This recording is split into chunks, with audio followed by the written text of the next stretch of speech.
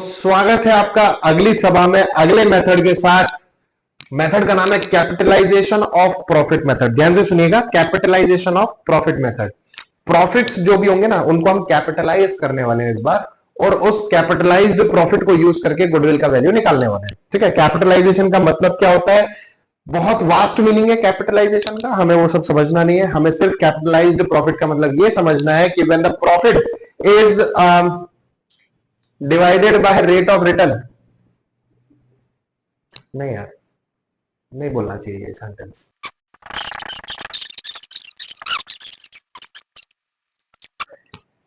तो डिसाइड कर लेते हैं। ये जो सीरीज बना रहा हूं वो तो सिर्फ आपके ऐसा गरीब वाले रास्ते से बोर्ड्स की तैयारी, क्विक प्रिपरेशन के लिए बना रहा हूं, लेकिन वादा करता हूं कि एक ऐसी सीरीज लेके आऊंगा जहां पे सारे अमीर वाले कॉन्सेप्ट्स समझाए जाएंगे। जो सेंटेंस अभी नहीं बोलना चाहिए था वो सारे सेंटेंसेस का मतलब समझाऊंगा, सारे वर्ड्स का मतलब समझाऊंगा। आपको आता हो या आपको नहीं आता हो, टेक्स्ट बुक क्या कहना चाहती है, क्या कहना नहीं चाहती, आगे फ्यूचर में आपके क्या काम आ सकता है, सारी चीजों को डिटेल में समझाने के लिए एक सीरीज बनाऊंगा। ठीक है, तो अभी आ जाते हैं वापस अपने टॉपिक पे। कैपिटलाइजेशन ऑफ प्रॉफिट करना है। कैपिटलाइजेशन ऑफ प्रॉफिट में हमारे पास कितने प्रॉफिट्स हैं पहले वो देखिए। हमारे पास दो टाइप के प्रॉफिट है, एक है एवरेज प्रॉफिट, एक हमारे पास दो टाइप के प्रॉफिट है, एक है एवरेज प्रॉफिट और एक है सुपर प्रॉफिट। एवरेज प्रॉफिट में वापस से दो है, एवरेज प्रॉफिट में वापस से दो है हमारे पास, एक है सिंपल एवरेज प्रॉफिट और एक है वेटेड एवरेज प्रॉफिट। ठीक है, तो हम सबको कैपिटलाइज करने की कोशिश करेंगे दो तरीके से, एवरेज प्रॉफिट का कैपिटलाइजेशन और सुपर प्रॉफिट का कैपिटलाइजेशन। अच्छा याद रखिएगा, दोनों ही मेथड से आंसर सेम आता है, तो आप जो चाहे वो मेथड लगा सकते हैं, लेकिन अगर क्वेश्चन में बोल दिया है कि ये मेथड लगानी है तो वही मेथड लगानी है, बात खत्म हो जाएगी। फिर आप कोई और मेथड लगा सकते नहीं हो। ठीक है, ध्यान दीजिएगा। हम सबसे पहले पकड़ते हैं capitalization of average profit method से। यहां पे एवरेज प्रॉफिट मेथड में ध्यान से देखिएगा, पहले स्टेप में हम एवरेज प्रॉफिट निकालेंगे। ऑब्वियसली एवरेज प्रॉफिट को कैपिटलाइज करना है तो एवरेज प्रॉफिट निकालना पड़ेगा। एवरेज प्रॉफिट या तो सिंपल एवरेज हो सकता है या फिर वेटेड एवरेज हो सकता है। कैसे पता चलेगा? अगर फ्लक्चुएटिंग ट्रेंड ऑफ प्रॉफिट है तो सिंपल एवरेज प्रॉफिट, और अगर इंक्रीजिंग या फिर डिक्रीजिंग फ्लो में, ट्रेंड में प्रॉफिट है तो वेटेड एवरेज प्रॉफिट लगाएंगे। फिर उसको कैपिटलाइज करेंगे। कैपिटलाइज करने के लिए इस क्वेश्चन में कैपिटलाइज करने के लिए जो भी एवरेज प्रॉफिट निकला होगा उसे हम डिवाइड कर देंगे by expected rate of return से। एंड गुडविल निकालने के लिए कैपिटलाइज प्रॉफिट, वही कैपिटलाइज प्रॉफिट जो स्टेप 2 में से मिला है, उस कैपिटलाइज प्रॉफिट में से कैपिटल एम्प्लॉयड को माइनस कर देंगे। इन सब का मतलब अपने को समझ में आता भी है, और इसी मेथड को सॉल्व करने के लिए हमारे पास नेक्स्ट क्वेश्चन भी है, जो कि है क्वेश्चन नंबर 10। ठीक है, क्वेश्चन नंबर 10 क्या बोलता है, पहले पढ़ते हैं, समझते हैं कहां क्या लिखा होता है वो देखते हैं।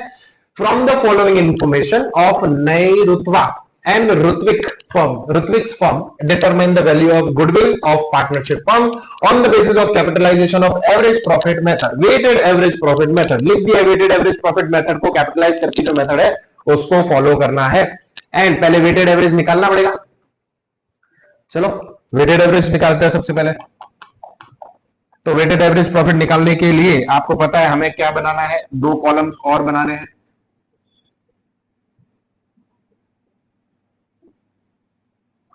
एक कॉलम में हम लिखेंगे वेट्स, एक कॉलम में लिखेंगे वेटेड प्रॉफिट। ठीक है, फुल फॉर्म लिखिएगा, आगे देखते हैं। ये वेट दे देंगे 1 2 3 4 एंड 5। वेटेड प्रॉफिट आएगा 45,000, 1 लाख, फिर 65 15 या 45 1,95,000, 3 lakhs एंड 4,50,000। चलिए टोटल वेट हमारा कितना हो रहा है, टोटल वेट हमारा हो रहा है 15, और टोटल वेटेड प्रॉफिट कितना हो रहा है,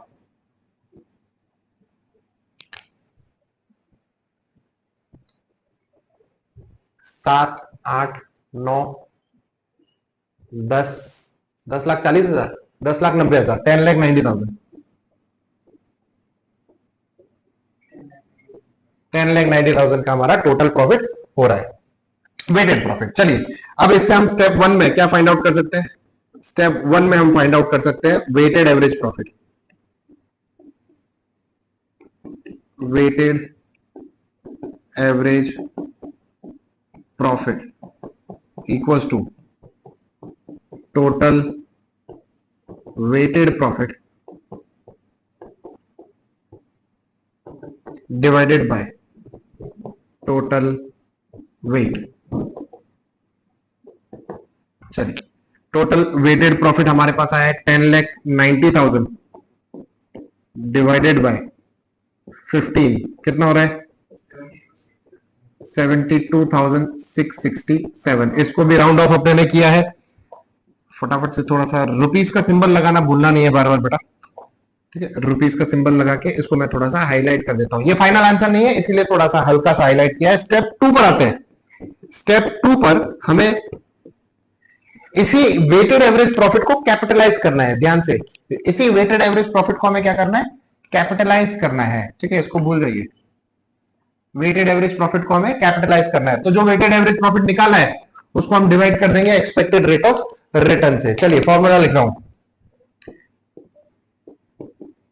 कैपिटलाइज्ड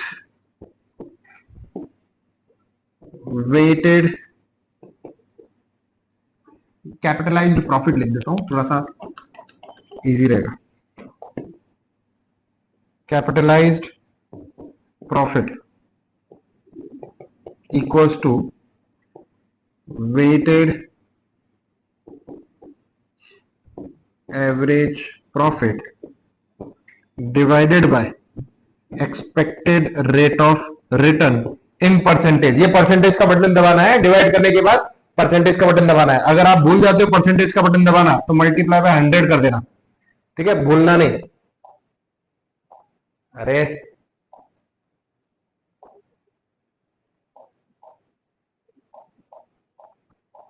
चलिए सोल्यूशन निकालते हैं। तो वेटेड एवरेज प्रॉफिट हमारे पास है 72,667। इसको हम डिवाइड करेंगे रेट ऑफ रिटर्न से विच इज 10%। 10%, एक जीरो बढ़ जाएगा। 670। ये आपका आ गया कैपिटलाइज्ड प्रॉफिट 7,26,670। अब सीधा हम लोग जा पाएंगे थर्ड स्टेप पर, जिससे आपको मिल जाएगा आपका प्यारा goodwill. Step number 3, goodwill equals to capitalised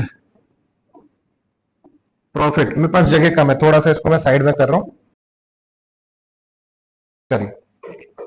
capitalised profit में से माइनस करना है मुझे कैपिटल एम्प्लॉयड।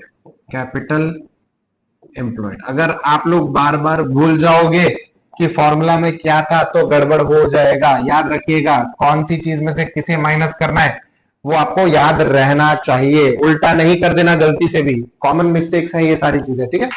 चलिए तो कैपिटलाइज्ड प्रॉफिट अभी हमारे पास आया 7,26,670 का। 7,26,670 में से माइनस करेंगे कैपिटल एम्प्लॉयड। कैपिटल एम्प्लॉयड हमारे पास नहीं है, इसीलिए हम क्या करेंगे? एसेट्स माइनस लायबिलिटीज करेंगे। एसेट्स है 6 लाख की, माइनस लायबिलिटीज है 1,70,000 की। देखिए लिखने का तरीका, कोई काटा पीटी मत कीजिएगा। इक्वल्स टू 7,26,670 माइनस 4,30,000, कितना आ रहा है? इक्वल्स टू रुपीज 2,96,670 या 670 रुपीज। ये हो गया अपना फाइनल आंसर। इसको हाईलाइट करना नहीं भूलना है। फटाफट से अगली सवाल में मिलते हैं अगले क्वेश्चन के साथ।